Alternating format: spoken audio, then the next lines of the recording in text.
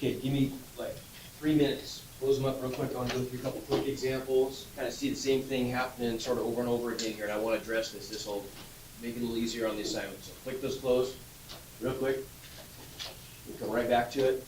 Okay, look at these couple of examples here. And I'll only do maybe one of them, but I just want to talk about how we do these. What does this mean? It says find the zeros of the function So, x squared plus 2x minus 15. What's that mean? Equal to 0. Okay, so we're finding where the function equals 0, right? That's all that means. You want to know where does that function equal 0, so we just make that equation out of it.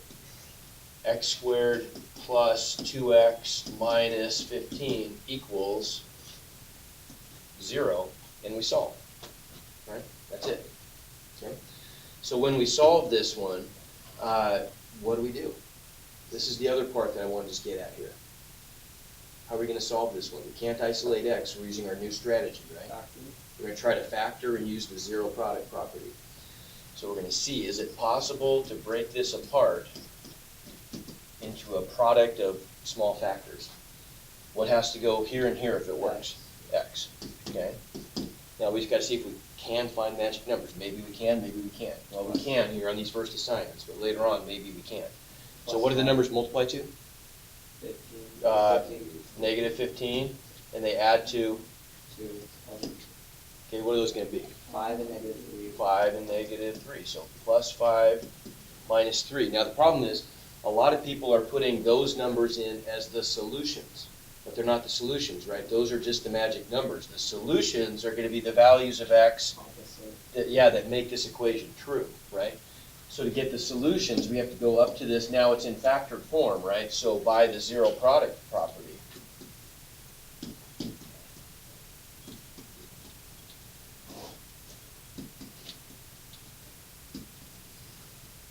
we're going to ask, when do these equal 0, right? X plus 5 times x plus 3 equals 0, and then either x plus 5 equals 0 or x minus 3 equals 0, right? So what's the x value that makes x plus 5 equal 0? Negative 5. Or what's the value of x that makes x minus 3 0? 3. So those are my solutions in Moodle, right? Negative 5, comma 3. Doesn't matter the order, right? Okay, this guy right here, this one is set up where it's an equation. It says solve the quadratic equation. But how are we going to do that? What's going to be our first step here? So, do I Okay, push it this way. Yeah, we're going to push we want to push all the terms to the side where we're going to have a positive number of x squared, right? Does that make sense? So everybody should be out right now, real quick. Everything stops for a second while we're talking about it. It's going to go right back. So we got to push everything to this side because the key is we got to get it equal to 0, right? In order for this trick to work, we've got to get the quadratic trinomial, right? This quadratic expression has got to be equal to 0. So if I can factor it, I can use the zero product property. If it's not equal to 0, factoring does me no good. It only makes any sense if the equation is set equal to 0, right? So we push everything. That means we're going to, negative 1x squared. Negative 1 is bigger than negative 2. So we'll add 2x squared to both sides. We'll subtract 4x. We'll add 4. So everything over here goes away, and we end up with, x squared minus 2x minus 15 equals 0. Okay, now we're right back where we started, right? Does that make sense? Okay. Actually, maybe one other quick one. What if you saw something like this? What if it said factor completely, for example?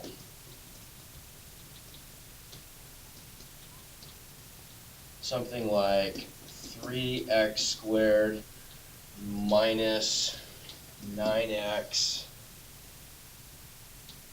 minus 30.